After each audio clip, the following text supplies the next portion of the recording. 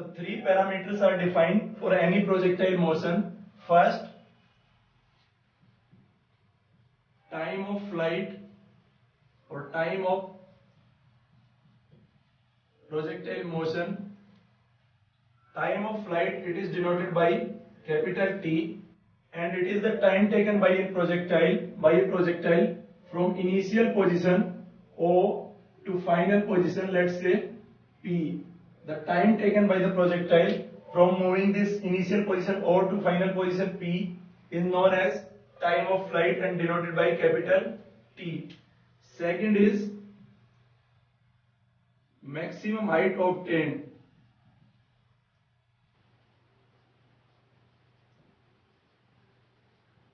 Which is denoted by H, capital H. Maximum height of a projectile is the height. Now initially projectile is at origin. Gradually its height increases and at a point its height is maximum. After that its height again will decrease.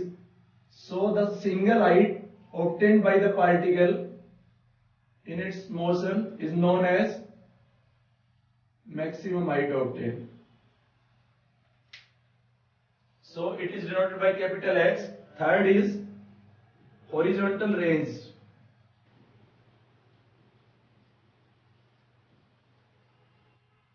Horizontal range denoted by capital R. It is the maximum displacement along x-axis. From this figure, R is simply length of line segment OP. Displacement covered along horizontal axis x-axis. So first, time of flight.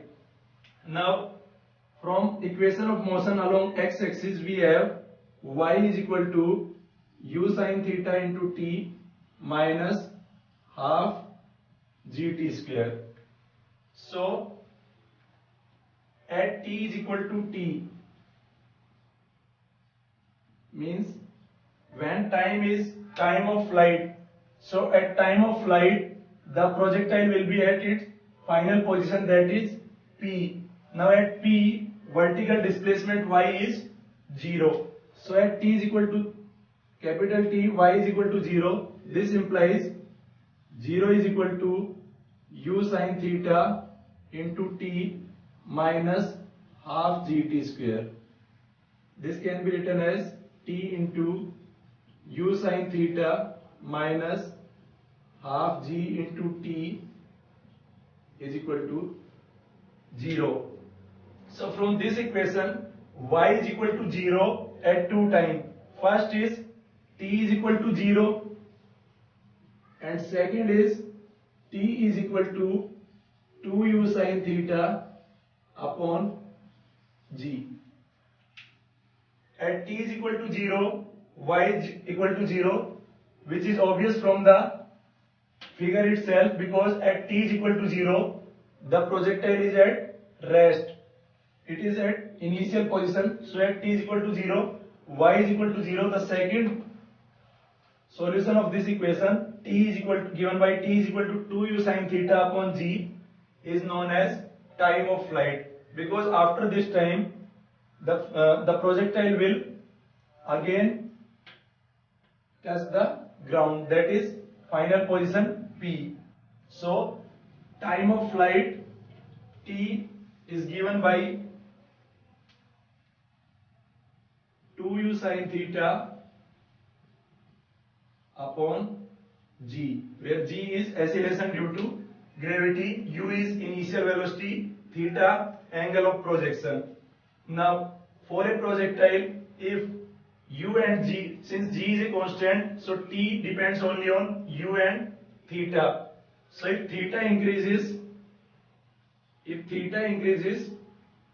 time of flight will also increase. Again, if u increases, time of flight also increases. Now the increase in theta is bound by this inequality, which is theta should be greater than 0 degree but less than 90 degree. So if theta increases from 0 to 90, time of flight also increases, and if initial velocity is increases, then also time of flight increases. Now maximum height obtained, h.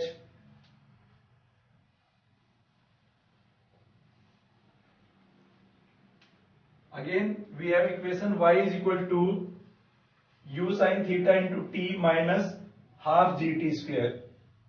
So at maximum height y will be equal to capital H. At maximum height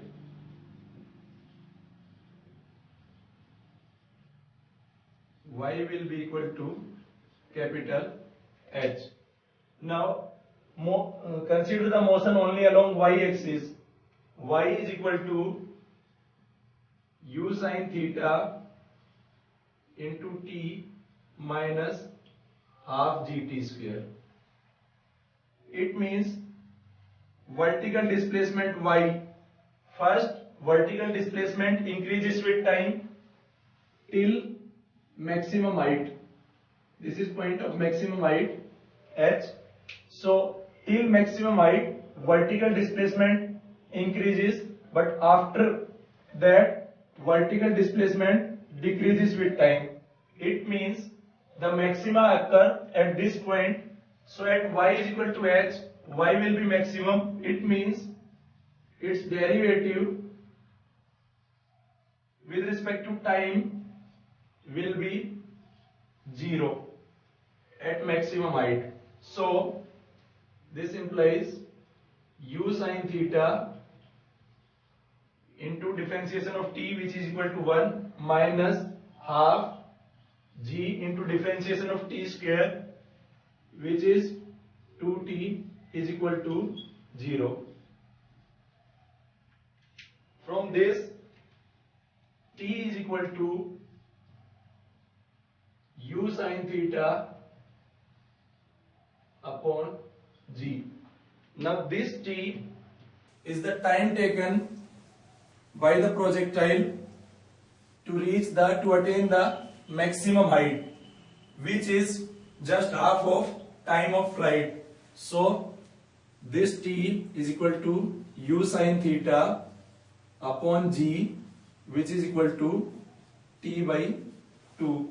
It means projectile will take a time t by 2 to attain the maximum height, and then again it will take a time t by 2 from maximum height to final position, which is point P.